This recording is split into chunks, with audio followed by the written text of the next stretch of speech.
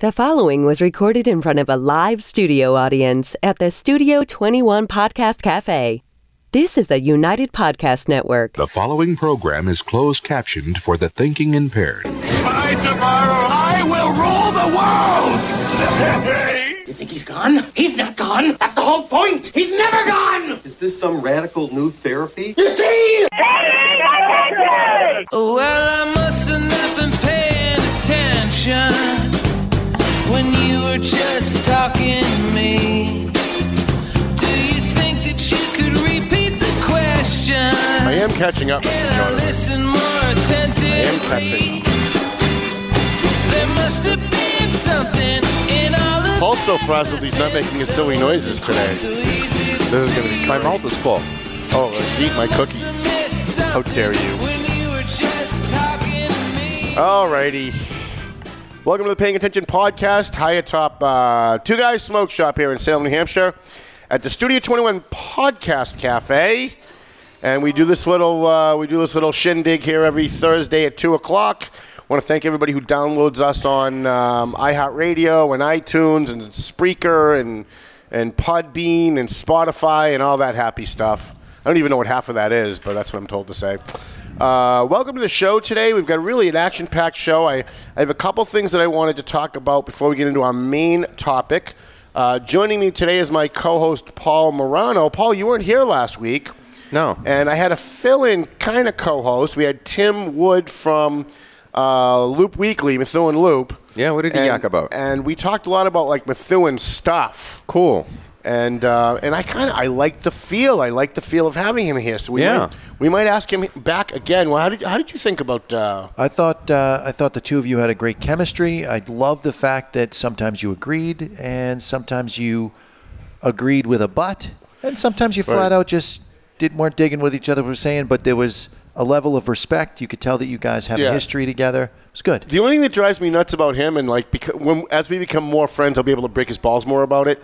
But for example, I made a comment about Methuen City Councilor Joyce Campagno not knowing what she was doing at a meeting, and he had to qualify it with 5 minutes of, but she loves puppies and she cares about the community, and it's like, yeah, listen, when a cop pulls you over and says, I'm arresting you for drunk driving, he doesn't say, but I'm sure you love puppies, and I'm sure you're a really nice person. Well, since you're a nice person, I'm just going to give you a warning this time. Yeah. So I'll break his chops a little bit about that. He kind of did that on his show, too.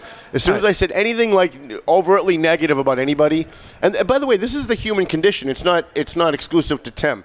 Whenever you say something negative about anybody, people are always like, yeah, but they're a good person and they love their children and they care about the community and what about this and they drive really nice, and I'm like, really, do we need to qualify? When I say someone does a bad job at something, when I say somebody drives like shit, I'm not saying they kick puppies on Saturdays. I'm just saying they drive like shit, right? If I'm making a point about something and it's a negative, it's the human conditions. People go the other way and qualify it with all these positive, happy things. It's not my human condition. No, Paul's a little bit different because Paul's beneath the surface. Paul's so far beneath the surface he's drowning. Actually, I'm so far beneath the surface, I'm in touch with my human condition. All right. And it's very easy to do so. I don't know why more people aren't. But anyway, let's get back to this whole idea of Tim. Is that his name? Yeah, Tim Wood. No, Tim Wood. He has great chemistry with you. Did you watch it? I didn't. Can you believe this guy? No, actually. If he's not on it, he has no interest in watching. Well, I couldn't. But I saw a little bit of the podcast, the replay. I saw a little bit of the replay, about a minute of it. And I agree. He seemed to have good chemistry and all that stuff. And he talks about local issues. Right. And local issues, of course, dear to your heart. Right. That's what your newspaper... Everything is local. Everything is local. Much of what your newspaper is about local. Of course, you have national and international, too. So, here's the question. Do you want to make this podcast more of a local show? No.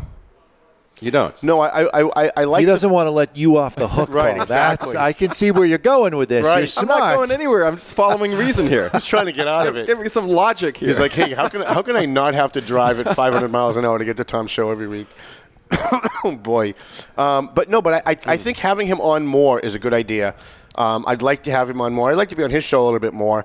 I like that we can talk about local stuff. Yeah. But also in the same podcast talk about state, national, and international stuff. Because people downloading the show, have you seen the Jonathan, the the stats on where people are downloading us from? That I have not. Because when I go to valleypatriot.com, whenever I podcast a video or something, I always go into my analytics on WordPress, and we've got people reading the Valley Patriot from the Philippines, from Saudi Arabia, from China, believe it or not. So I'd be interested to see where they're downloading it from. I'll see if I can get that information. That would be. I mean, if it's work, don't worry about it. I'm just kind of curious. Oh, it isn't work for me. Oh, all right. I'll just make someone else do it. I have people for that. I love it. So yeah, I want the show to be about national and international politics because there's so much to talk about in the national and international scene that's not talked about responsibly by the rest of the media. But I also like to work in the local flavor because all politics is local. And I was saying the other night, I'm driving around Lawrence. Crime is down significantly, well more than 50%. And whenever I post on Facebook, crime is down in Lawrence, I get a few people say, "Oh, that's bullshit. Look at that shooting last week. Look at the guy that got killed." And I didn't say that there was no crime in Lawrence. I said it's down significantly. It was like 50% reduction in violent crime. And when you look at the trend nationally, crime is down nationally. But if you watch me driving through Lawrence, you know that's true. You know that national narrative that crime is down nationally is true if you look at the local level. And so whenever you see a national story and you're not sure whether or not the media is kind of peppering it or whether it's just total bullshit or it's true, start looking at the similar stories at the national level and see if they comport with what CNN and Fox and all the other ones are saying. Do you think crime is down in Chicago? Probably not in Chicago. I'm sure that there are some spots in the country where it continues to rise. Chicago is a Democrat city run by Democrats where they took everybody's guns. It's almost impossible to get a gun legally, but all the gangs have them and all the criminals have them, and that's your liberal utopia. So I have we have one local story I want to talk about, and that's, of course, the Methuen Budget. So I've been going live, Paul. Came up with this ingenious idea rather than having to sit through a Methuen City Council meeting, like by going there, please kill me first. I have Verizon in my office, so I can watch from my North Andover office. I can watch the Methuen meetings. Okay. So I go live on my phone and podcast the meeting over Facebook.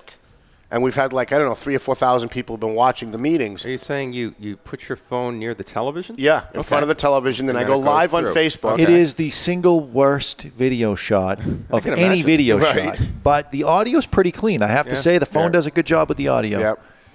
So Methuen now is in a position where there's a mayor of Methuen who keeps, metaphorically pounding his fist on the desk every day, saying, "I inherited this mess. I inherited it. I came in January, and I'm trying to do the best that I can." Inherited it from, what's his name? From the previous mayor, Mayor Zanni. Oh, Mayor Zanni, okay. Has the Methuen budget passed yet? No. So last night they were supposed to take a vote on the budget. And, of course, the mayor wasn't ready. School department wasn't ready. Police department's not ready. Nobody's ready. They've had since January. This should have been the number one priority of every single elected official, and I'm not just picking on the mayor, all of them. This should have been their number one friggin' priority since January. Every waking moment should have been spent trying to make sure that this budget was right. And here we are, 2 or 3 days from the beginning of the fiscal year, and they can't get their act together. And they can't get their act together because the schools, the superintendent, pulled a bonehead move and decided that she was going to send pink slips to 50 teachers. Because what that does is it causes panic, right? There's at least a couple of $1 million in raises that they're giving out in the school department budget this year, even with the layoffs, right? She's not cutting administrators. She's not cutting high-priced administrators. I'm pretty sure she didn't cut her own salary. She might have, but I'm pretty sure she didn't, and we would have heard about it. But because they're not getting the money that they want, she cut 50 teachers. She sent out pink slips to 50 teachers, which meant a whole bunch of kids who were given talking points by their parents stood up at meeting after meeting after meeting and said, "You're destroying education. Children are the future. We're the future. Look what you're doing to us." And so it caused a lot of people to start focusing on the police department, because the real goal of all this was to get the city officials to take money from the cops and give it to the schools. That's what it was about. So they've been shaming the Methuen Police Department over their salaries. But let's review. The current mayor was on the city council for the last 6 years. He voted for all those budgets. He voted for every budget that got us to where we are, as did the other city councilors that are incumbents. So to sit there and pound your fist metaphorically and say, I inherited this mess, that's just a lie. Well, how did he vote? It's not a. Did he vote for it? He voted for all. He voted for almost all of them. Right. He voted for almost all of them. He might have voted for actually all of them, but I don't want to say 100% all of them because maybe he missed one vote, and I don't want another lawsuit. So because he I got voted something wrong. himself into the problem. Yes. That he inherited. Right. He created the problem that he inherited. He certainly was one of the people who caused the problem. And here's the thing. When the vote came last year to ratify these contracts, you had 5 of the 9-member city council who had personal conflicts of interest. One councilor's husband's a cop. One councilor's son is a cop. So you have all these conflicts of interest. And because you had the majority, 5 of 9, who had a personal conflict of interest, they invoked this secret rule that nobody knew existed called the rule of necessity. Now, what I call the rule of necessity is the rule of corruption. Because what this supposed rule of necessity says, and I'm not sure how legal it is, and it might be, but only in the world of politics could be. The rule of necessity, Paul, says that if you've got a majority of a board that have conflicts of interest, everybody can just vote. Because then you don't have enough people to vote on anything, right? Okay. So if everybody has a conflict, if everybody's got their hand in the pie, if everybody's family has their hand in the pie, then no problem. It's a rule of necessity. We're all just going to vote to give everybody raises. And that's pretty much what they did. Now, in a town like Methuen, it's not a massive town. Right. You would think that you'd want to hire as many people that live in the town to be cops. Right. And you're going to end up with, obviously, people that live there running for the different offices for the town. Mm-hmm. So you're going to end up with some conflicts. Right. I would imagine you would need a rule like that to make it so that you don't end up with 2 people voting on a bill. Well, I would say that if you have those kinds of conflicts, why are you running for office? Like if I decided I wanted to run for Board of Selectmen in North Andover, I live in North Andover, and my father's a cop, and my brother's a firefighter, and my daughter works for the school department, and my cousin works for DPW, why am I there? My very existence on that board reeks of conflict of interest, just reeks of it. But what if those people are coming to, a family outing and they're complaining about how the city's corrupt and things are going wrong, and maybe you feel like you need to step up and help end the corruption and take a step in the right direction? Yeah, but how do you take a vote? You see, it's not just that there needs to not be impropriety. There needs to be not an appearance of impropriety. I'm with you. And so you've got the mayor whose son's a captain. You've got a city council whose son is a police officer. You've got another one whose husband's a police officer. And by the way, they're all great people. I know all of them. They're all great people. But last year or a year and a half ago when they were voting on all these contracts, you had a majority of the city council with a conflict. To me, that says an awful lot before we even get any further. When you've got a majority of a council that has that many conflicts, to me, that's a red flag. To me, that almost kind of speaks to why we're where we are at this point. Because who wants to cut? It's one thing to give raises. Who wants to cut a department if you know maybe it's not your kid that's on the department, but the woman who sits next to you every day, it's her kid that's on the department. You're going to deal with her every day. So it's not just that the individual councils have a conflict. It creates a conflict for everybody, I think. So here we are. We're at a point where we have the police department with this ridiculous contract where captains are making $400,000 a year. Wow. Where the chief is making somewhere upwards of like $500,000 a year. It's $500,000. It's $500,000. And by the way, I don't know why. Now that I know what the chief makes, I want to know why he hasn't kicked in more to the Valley Patriot Legal Defense Fund. That's what I want to know. If you're making $500,000 a year, $10,000 should have gone to that. Excuse me. I actually got through a whole show without doing that last week. So what they did is they got together last night. They were supposed to have a full budget. The mayor promised at the meeting prior, which was the night before, that he was going to either submit a full budget with the police department budget segmented out and having a 30-day budget for just the police, which I don't think was legal, and I think DOR said it wasn't legal. Or he was going to do a 30-day budget for the entire city. Now, at the end of the day, regardless of whose fault this is, it was probably a good idea to go with the 30-day budget, because that now gives them 30 more days. Like, I don't understand why they're from January till today, they need 30 more days. But okay, we're here and they're still not ready. Mostly because people like Joyce Campagnon and Steve Saber are all interested in, like, attacking Jessica Finicaro about Facebook posts rather than talking about budgets.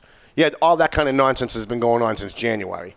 So if you added up all of the minutes that they spent on stupid shit that had nothing to do with the budget, and they actually spent that time on the budget, they might have been ready by now. But they're not. So the mayor put forth a 30-day budget. Everybody pounded their fist and said how horrible it was. Why aren't we ready? Why aren't you communicating? But at the end of the day, everybody except for Jessica voted for the 30-day budget. So you had a 7-8, I think it was an 8-1 vote, that Methuen now has 30 more days to get their friggin' act together. And I hope that for the next 30 days, instead of attacking people about Facebook posts, instead of being mean to Jessica because she's doing more work than everybody else and making them look bad by default, maybe just, I don't know, focus on the budget, focus on cutting spending, focusing on trying to get additional revenue in. And I know the mayor is trying to renegotiate the police contract. He stated last night if the police don't come to the table and they don't agree to some of the cuts that he wants, he's laying off captains, lieutenants, sergeants, and he didn't say a shit ton, but I'm going to say a shit ton of patrolmen. So if I don't get my way, I'm going to make everybody else pay. You'll have less public safety. You'll have less people to protect you on the street. Well, what is his way? Is it to take that money and bring it back to the school system? Yes. Oh, so that's what he wants to do. That's what he wants to do now. All right. So he's partly responsible for all of the money that's going towards the police department, right. But now he wants to change gears and go the other way. But the police have a contract. The contract was ratified by him and previous city council, signed off by the previous mayor. So he wants to nullify this contract. So yeah, he wants the police to say, okay, we're going to reopen the contract and renegotiate these terms. And my understanding is that the police at several points have said, yeah, we're willing to do that, depending on what you want to cut, but we're willing to sit down and negotiate. And apparently it hasn't gone. And the mayor is saying, well, if we can't do it my way, then all of these job cuts will have to happen. Right.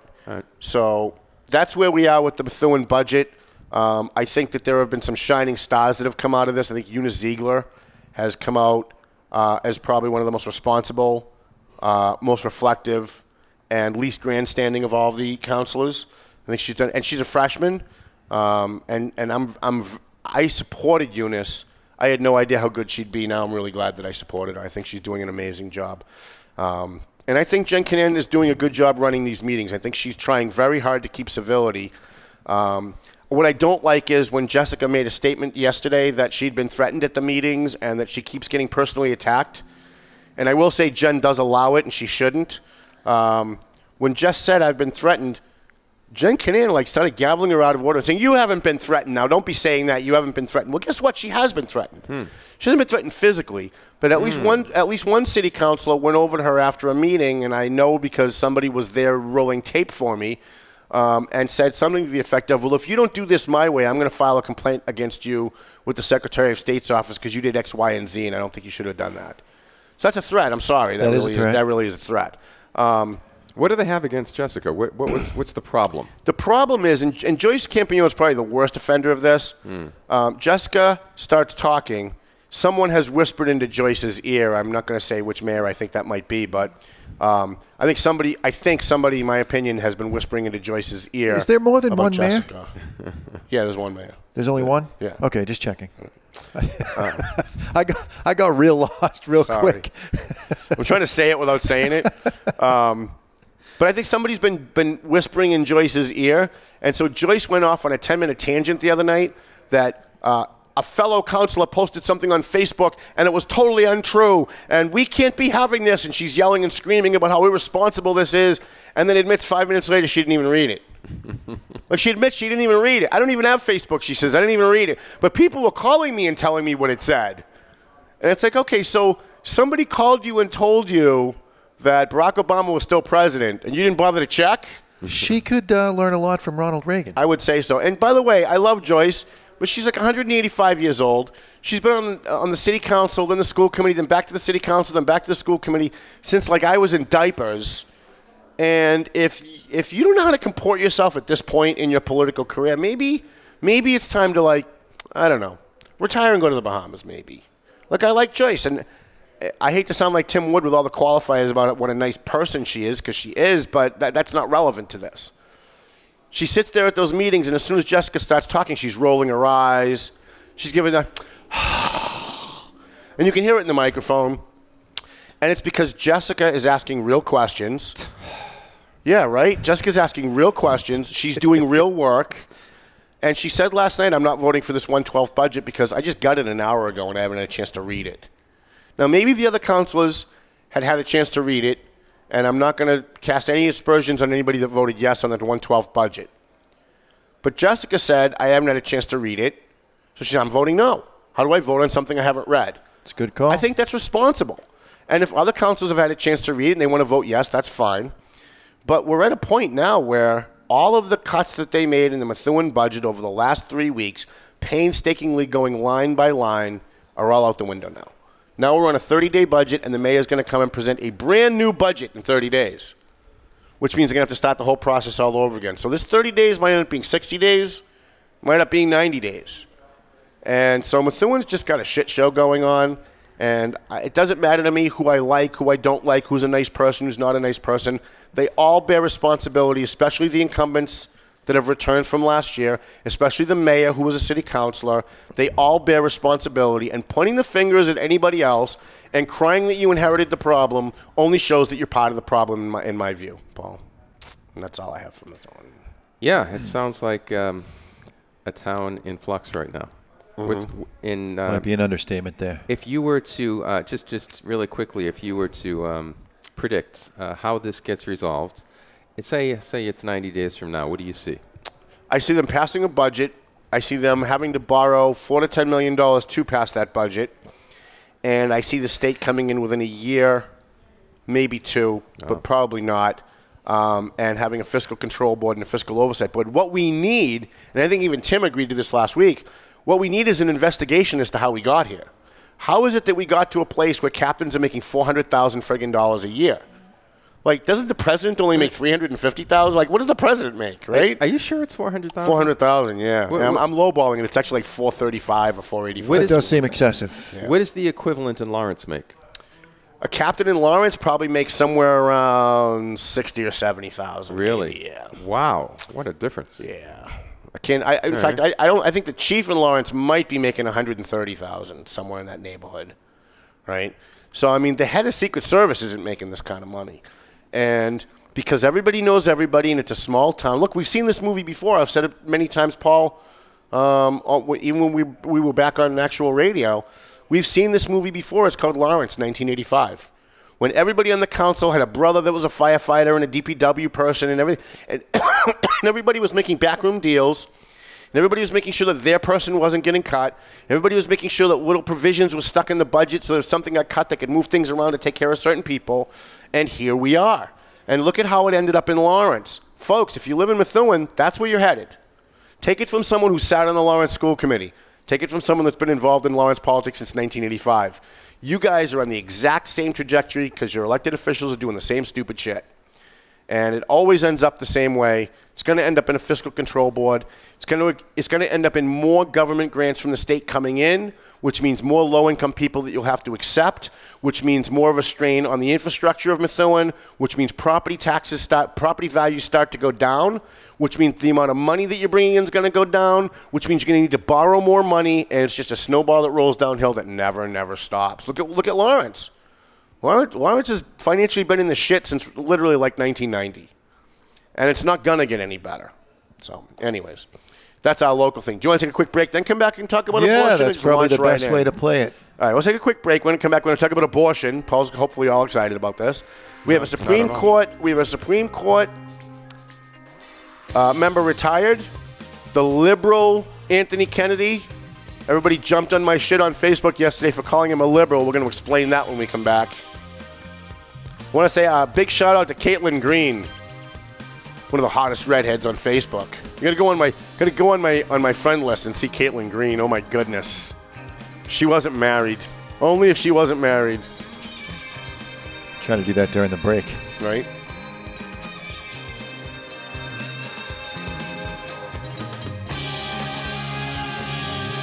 A&M Auto Body. We got our friend Angelo over there. Angelo Memolo over there. He does great work on your car. So if you got a ding in your car, somebody hit you, you got a mechanical problem, you bring it to A&M Auto. He's on South Broadway in Lawrence on Inman Street. Angelo will take care of you. So what's the address there? 341 South Broadway, Lawrence, Massachusetts. Then we got Joe Zingales, Rosanna Zingales-Lopez from Century 21. They have been with us from the very first edition of the Valley Patriot. They've been with us from the very first Paying Attention show, which was in 1999, back when he was Remax. He's not Remax anymore. Now he's Century 21, Team Zingales. And they sponsor our bash. They gave a $1,000 scholarship this year. They gave a $2,000 scholarship last year. And that money comes right out of their pocket. That's not like they're collecting money from other people and just using it like I do. They actually took money out of their pocket. So I don't know why these guys love me so much. I really don't. But Twin Lights, let me tell you how dedicated I am to helping my sponsors. The guys at Twin Lights Security needed an extra security guy to do private investigations and to do security for a certain thing in Boston. And they posted it on my page and asked if it was okay if they could use my page to solicit hiring people. And I said, you know what? As busy as I am, these guys sponsor the show. They sponsor the Valley Patriot. They give us $1,000 for the bash. I'm going to go work for these guys. So I called up Pat McLaughlin and I said, look, you help us every single time we need something. Whenever I put out a call, you're there. If you need an extra person and you're short, I'll take the night off and I'll come work for you. And so I have been. I've been doing some work for them because they're helping us. And so there's no reason why I shouldn't be able to find a way to help them in the meantime. So if you need security or if you're getting divorced and you need a private investigator, if you have a business and you need a private investigator or security, you want to call Twin Lights Security. They're based out of Gloucester, but they're very local. If while I'm driving around Lawrence, I get shot and killed, make sure you get my body to Perez Funeral Home because we do business with the people who do business with us. And he's on South Broadway with it's the old Scott Funeral Home. If you're an old-time Lawrence resident, it's the old Scott Funeral Home on South Broadway. Perez Funeral Home at 298 South Broadway in Lawrence. They do crematory services. They do all the stuff that they're supposed to do, right? And Mike's a big fan of the show. He followed us when we go live. He's an advertiser now in the print edition of the paper, and he's now sponsoring this program. Perez Funeral Home and Crematory Services, 298 South Broadway in Lawrence. We appreciate him.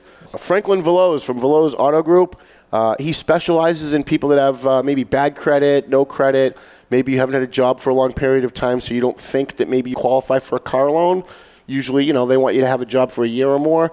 He specializes in getting people who have bad credit or no credit or maybe spotty credit, getting them into a used car. He used to work for Charlie Dare's Commonwealth Motors for a long, long time, so he knows his stuff. I think he was the credit manager over there or something. So he knows what he's doing, and he follows us live, too. I really appreciate that he does. Every time I see him pop on, I'm very excited about it. And I was there yesterday to deliver his newspaper, and he said he's already had customers come in from us talking about him on this show. So we appreciate Veloz Auto Group. Go see Franklin. He's at 17 Mass Ave. It's right at the very beginning of Mass Ave on the Lawrence North Andover line.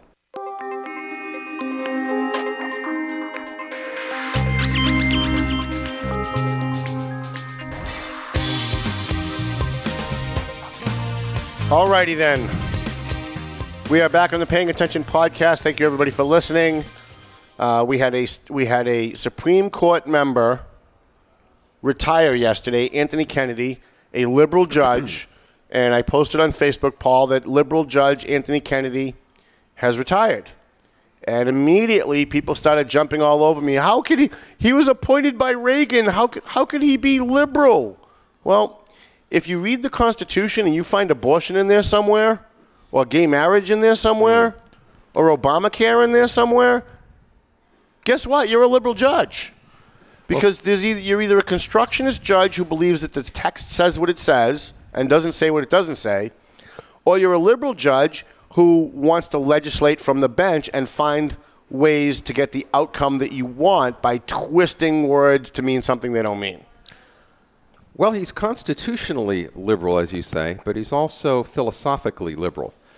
One of his most infamous quotes, being a Supreme Court justice, was, "At the heart of liberty is the right to define one's own concept of existence." This sort of capitulates the era of modern philosophy. There are two ways to look at liberty. Mm-hmm. One is as license. Liberty means the freedom to do whatever you want. And then some people tack on a couple of things, like as long as it doesn't directly harm somebody else, or as long as they're of adults, there's adult consent. Sometimes there's the as long as. There's always a qualifier. Yeah, but this notion that we have a moral right to define existence as we would like and meaning of the universe as we would like is a very subjective way of looking at life, of looking at reality. Right. It completely diverts the fact that there are actually ways to understand objective truths, objective facts, science, and all this kind of stuff.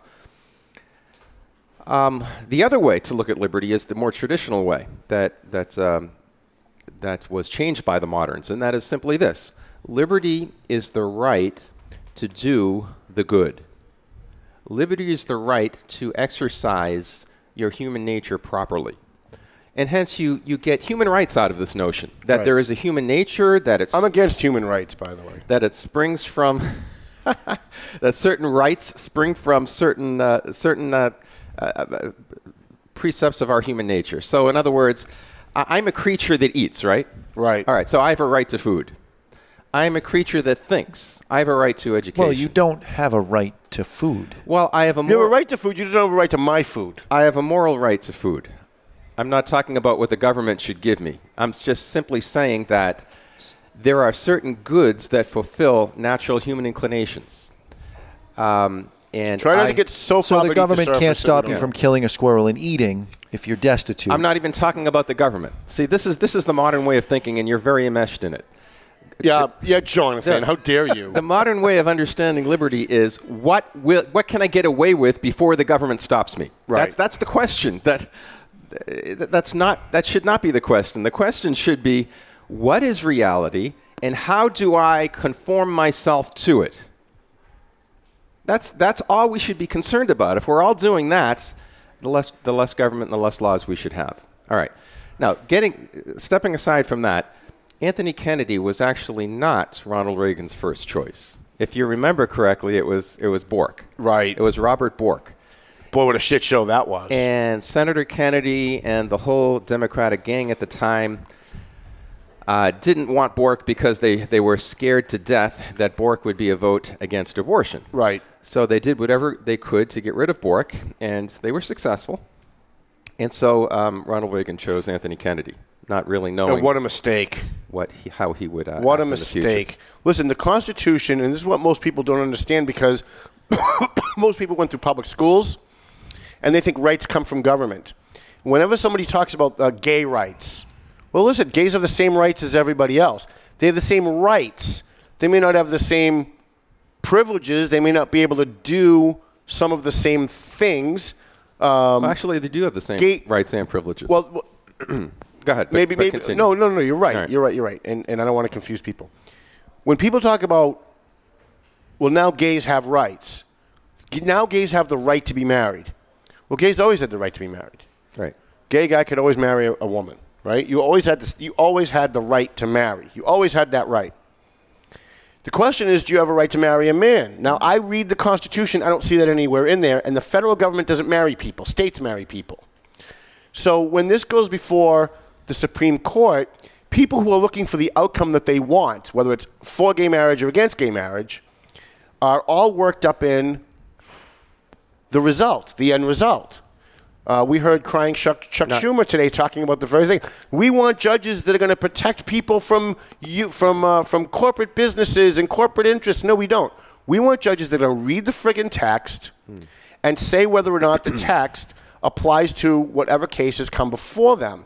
I read the Constitution. I don't see abortion in there anywhere. But what I do see is this little provision that says anything not enumerated in this Constitution is left to the states.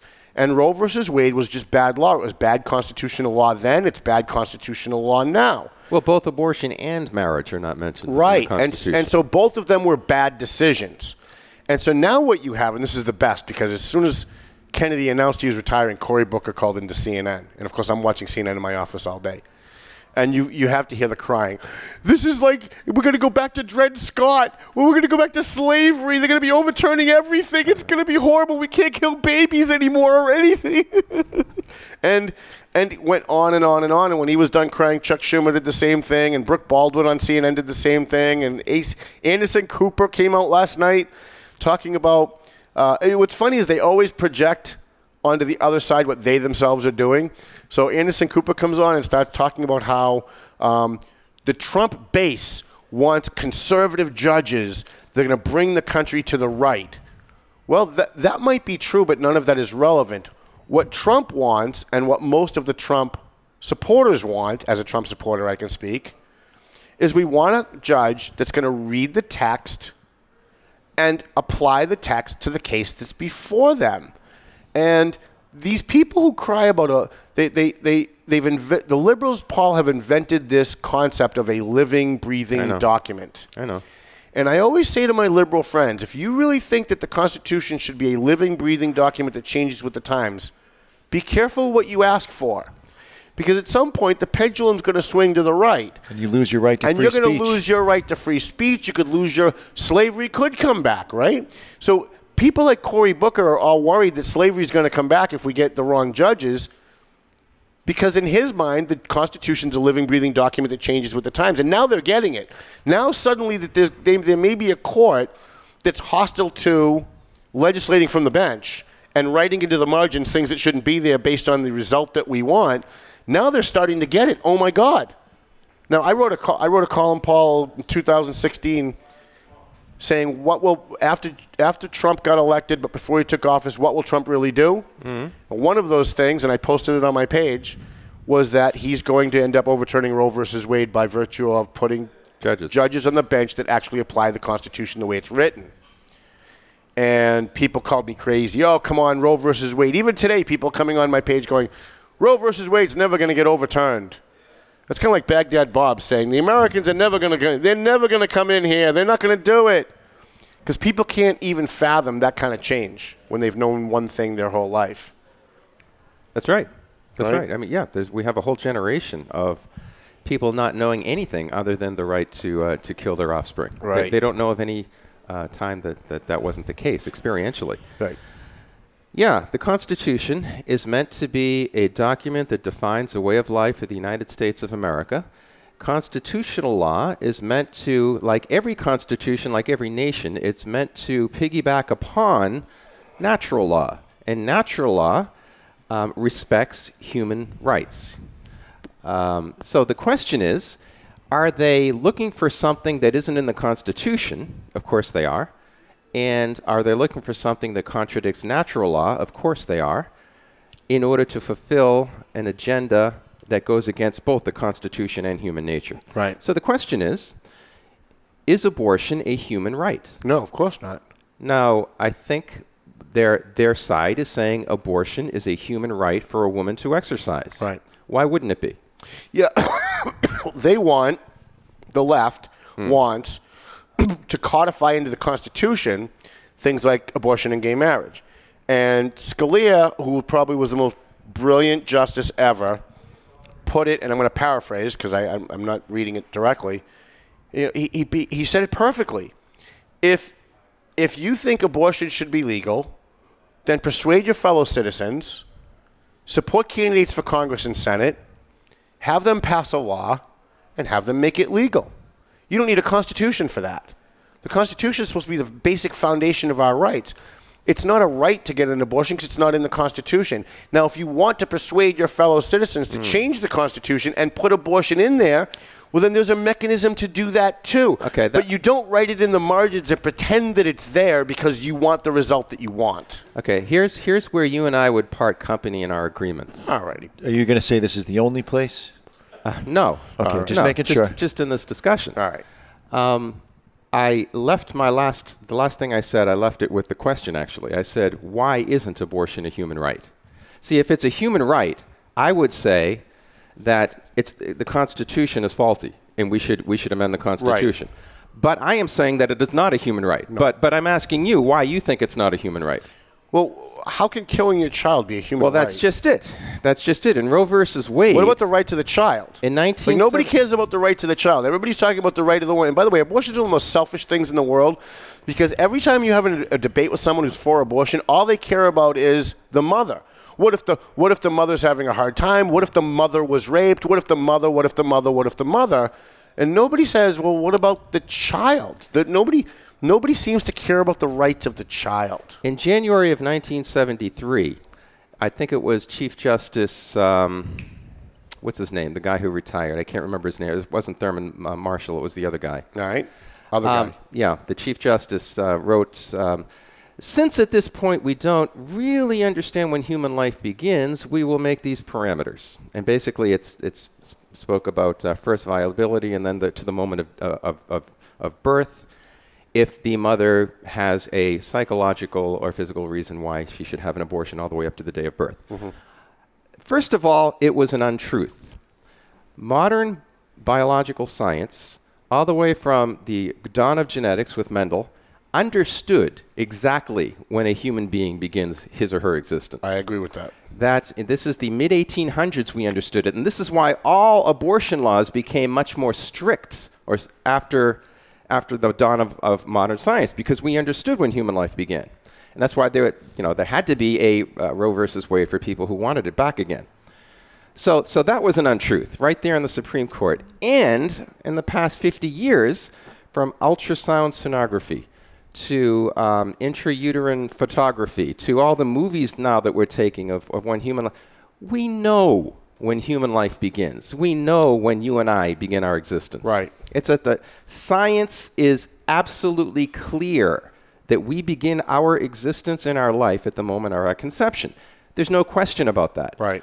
Now, the only problem now is 50 years later, can you bring the cat back into the bag after you've let it out? After 65 million prenatal homicides have occurred, 1/3 of all the population is missing from 46 years old under today because of abortion.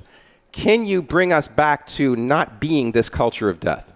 And I think that's what a lot of people fear. I'm not too sure. I think Trump would need like 10 years as president to make that happen.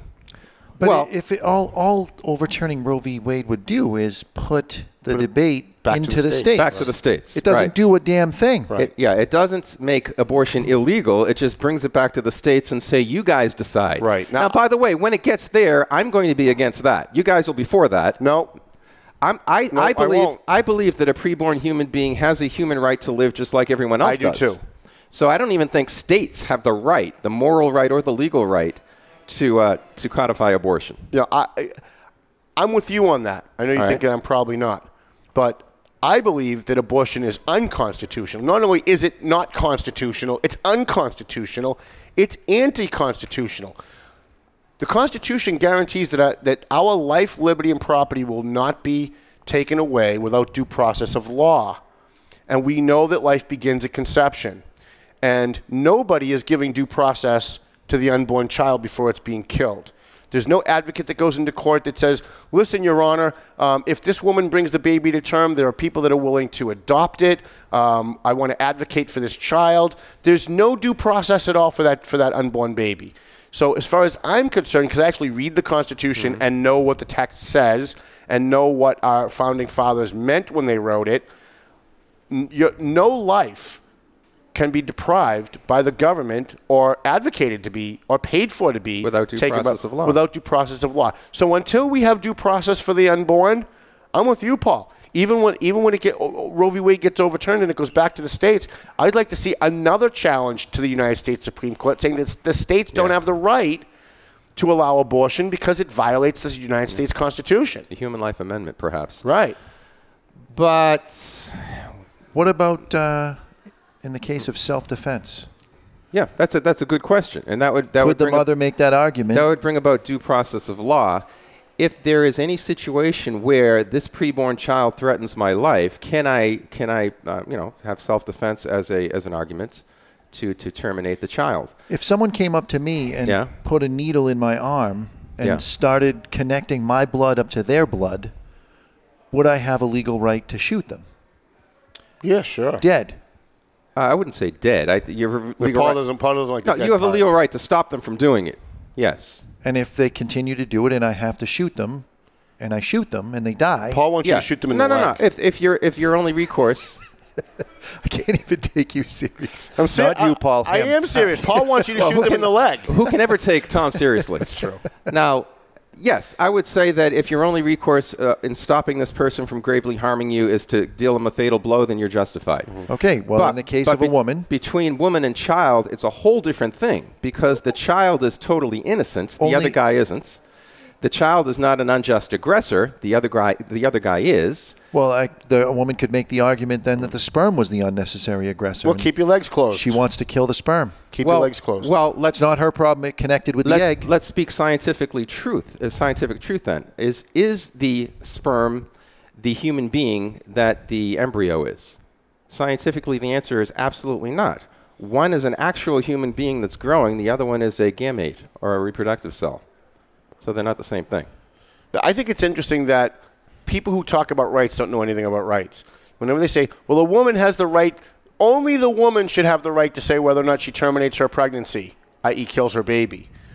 Yeah. However, if the woman decides to keep the baby, it's the man's responsibility to pay for it for 18 years. So the guy has no say whether or not she terminates it or brings it to term. But he's she has the rights, and he has the responsibility, and that's where I see a total contradiction in our society. There is a war on men. It started with all this abortion stuff, that men have no rights. So if I get someone pregnant and I say no, please bring it to term, and she says no, screw you, I'm killing your baby. You have no say. Only I can have a say in it. But on the other hand, if I say to her, no, I don't want you to have that baby. I want you to terminate the pregnancy. I don't want to pay for it for 18 years.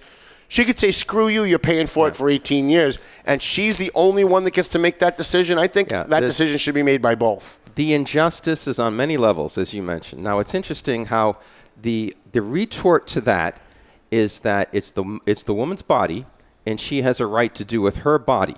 All right. But the baby's not her body. It's a whole separate entity. Two very important things to say about that. Number one is what you said. You're not actually terminating your body. You're terminating a third party's body. Right. The baby's body. So otherwise, she'd be killing herself. Exactly. Right.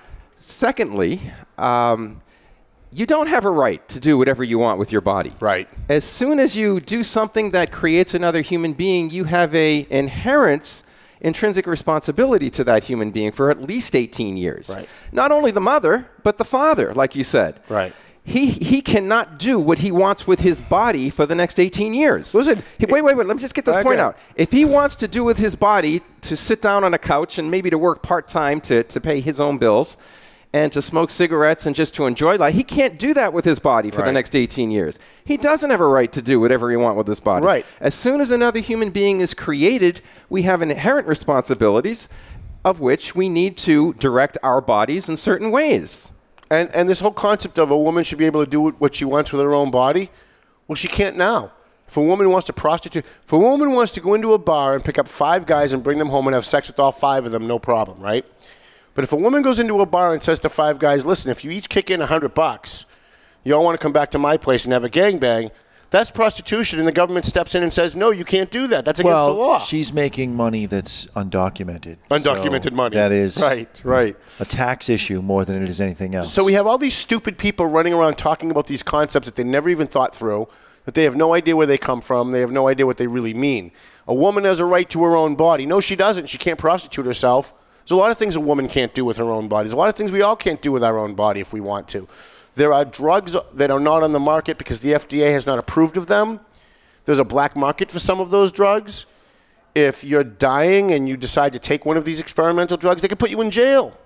So you don't have the right to do what you want with your own body. But somehow men and women are supposed to be the same. On the other hand, women are supposed to have these supreme rights that men, by the way, don't have the right but have the responsibility to pay for. Yeah. This is part of what I first started out with that you guys didn't understand, and I probably didn't articulate it well. But it's a false understanding of liberty to think that you have a right to your own body to do whatever you want with it. Right. It's a false understanding of liberty. We don't. We are, as a species, we are interdependent. And if there's another person depending on us that we have created, then we have a right, we have an obligation to see to it that their goods are met. Right. And those goods might be adoption if they find that the most loving choice. Sure. But it has to be something. You can't take a human being's entire future away from them by the act of abortion. I know a couple that's been trying to adopt for 5 years. They've been on a waiting list for 5 years. Yeah. There are plenty of people who are willing to take in babies, take in children, and adopt them.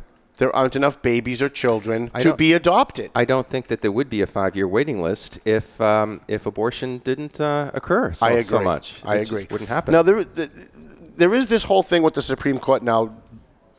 The liberals, especially on CNN, all the Democrats, they're all crying. He's going to put in right-wing judges. This is Nazism. You had all kinds of protests yesterday in Oregon. Our entire government structure is unraveling. And as soon as Anthony Kennedy announced he was resigning, I looked at that and said, I hope this isn't the last straw on the camel that unravels our government. Because you have people that have two differing points of views. One, the stupid point of view that nobody ever thinks through, which is we want judges that are going to give us the result that we want. The Constitution's a living, breathing document. Then there's the point of view of smart people who actually read the Constitution and know what it says and why it says it, who say, no, it doesn't matter what the outcome is. What matters is what the Constitution says. Now, I've disagreed with the courts on many things because I didn't like the outcome. But when you go back and you look at the text, you go, you know what, but the Supreme Court was right to rule that way because that's what the text says. And if you don't like it, there's a mechanism to change it. It's not writing in the margin, okay, well, we like abortion, so we're going to add that in. Well, we think gays should be allowed to be married, so we're going to add that in. No, you get 2/3 of the states, you get a constitutional convention, and you change the Constitution. Or, as Scalia said, you don't need the Constitution. You persuade your fellow citizens, and you have your legislature make it legal and provide for whatever it is that you think that should be legal. To the progressive mind, and I put that in quotes because it's really regressive, to the progressive mind, sanity seems literally like Nazism. Right. That's what it seems like. I think that it's a little overgeneralized because of social media. I think Facebook has been the bane of our existence since its creation. I've got 5,000 friends or followers on. They're not friends, they're acquaintances, but followers on social media. 10% of them are absolute batshit crazy on the left, and 10% are absolute batshit crazy on the right, and the rest of us live in the middle, in the real world, and really don't care all that much about the far right point of view and the far left point of view, but both sides are dumping us onto the other side because we don't agree 100% with their philosophy. And I think this is the problem with social media. No one would dare come up to my face and have a debate like they'll have on Facebook, face to face, and not because I'm violent, not because there's a fear of me, but because cowards. They don't have the balls to put their real thoughts up against real facts face to face. They've got to be able to Google every single thing and let the New York Times or Fox News defend their scenario. Right. Paul, who would you like to see replace Anthony Kennedy on the court? I've been actually kind of thinking about this the last 24 hours. I have no idea. You have no guy that you say like, okay, that's one guy I'd love to see up there, like Ted Cruz or Marco Rubio or. Cruz is a lawyer, right? Yeah, I think he is. He's not on that list of Donald Trump's. Probably not. But neither was Gorsuch originally. He was added in after. Yeah. So I think Cruz would be a good Supreme Court justice. Yeah. Why I've been thinking about it? Huckabee. I don't know if he's a lawyer, but I would like to see Huckabee on the court. As long as it's someone who's going to go in and read the Constitution, read the text, and then when they're deciding a case, whether it's a death penalty case or whatever, and just apply the text as it's written from the intent of the founders. I'm a strict constructionist. When the legislature in Massachusetts passes a law that says drunk driving is against the law, that's not supposed to change with the times. There's no, we've become enlightened over the last 20 years, and drunk driving is not such a bad thing anymore, so that rule doesn't really mean what it says. No, it means what it says. It says what it says, and it doesn't say what it doesn't say. Until it's changed. Right, until you change it. So you go out and you change it. I had somebody on Facebook yesterday say, Anthony Kennedy, with the abortion and the gay marriage thing, maybe he just grew a heart. And I said, no, maybe you're right. Maybe he grew a heart. But what? But if you grew a heart on those topics, resign as a jurist, run for legislature, become a U.S. congressman or a senator, and then you can push all of your things that you feel in your heart. But if you're a jurist, your job is to look at the text and apply the text as written. I mean, there are certain things in the Constitution. We've outlawed slavery. If the Constitution's a living, breathing document and suddenly we become a right-wing totalitarian country, well, then we don't have to change the Constitution. We have to get rid of the 14th Amendment. We'll just say, well, times have changed. And so now we can count black people as 1/3 of a person, and black people can be, or maybe white people, or maybe Asian people can be slaves. And we are marching toward a very scary end because 50% of this country gets it. The other 50% of this country are traitors. They want socialism, they want some other ism, but they don't want capitalism, and they don't want a constitutional republic. This is what I was thinking on the way up here, as I have been for... Why the hell do I do this? Other than that, as I have been for the past year or two, and that is, I wonder if there's a miraculous way that we can get together and say, let's divide this country. Let's divide it land-wise.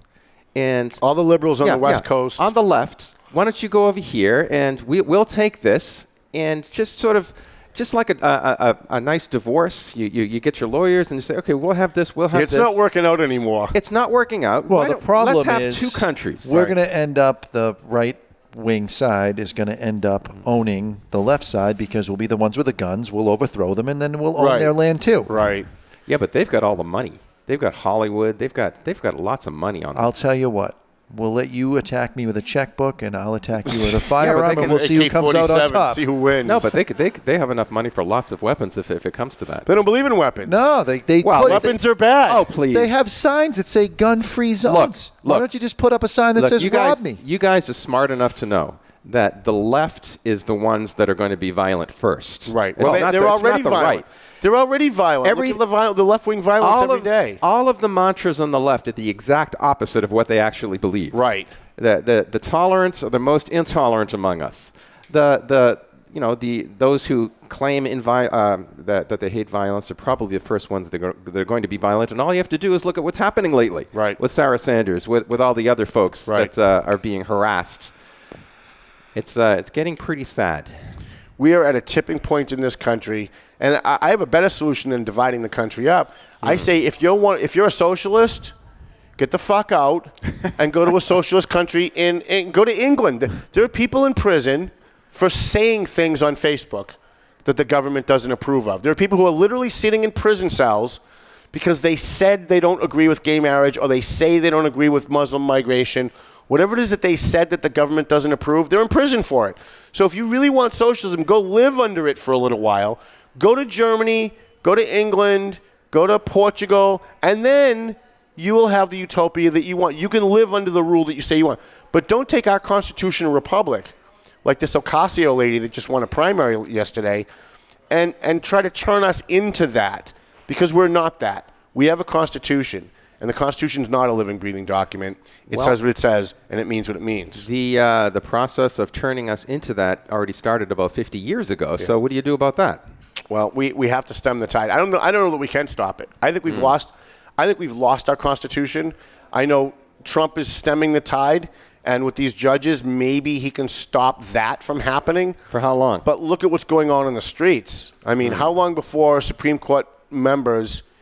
Sarah Sanders is being harassed in a restaurant. How long before Supreme Court members that vote the way that the left doesn't want start getting gunned down in the street, like in Mexico? Right? 2/3 of the people on the ballot in Mexico have been killed in the last 10 days. I don't know if you guys saw that story on Drudge. And it's coming here. It's coming. Because you have people in Hollywood and you have people on the left who are now openly calling for violence against people that don't agree with their political opinions. And by the way, why wouldn't they? If they really think that Trump is a Nazi... Look, if there were real Nazis in this country trying to take over, I would be calling for violence against them too. The problem is that they're wrong and they're idiots. People who are conservative are not Nazis. Donald Trump's not a Nazi. And by the way, if you think he's a Nazi, why do you want him to take all of our guns? Going back to a discussion we had a couple of weeks ago. That's right. Right. On the one hand, Trump's a Nazi, the Republicans are Nazis, and by the way, give Donald Trump all your guns. Wait, what? Doesn't that make them Nazis, I think, kind of?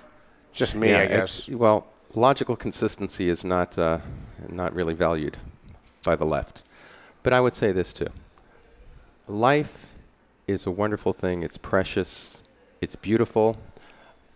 Let's just try to treat it the way that it's supposed to be treated, as something inviolable. Something sacred. Something sacred, something inviolable, something that science makes crystal clear that our life cycle begins at conception, it ends at natural death.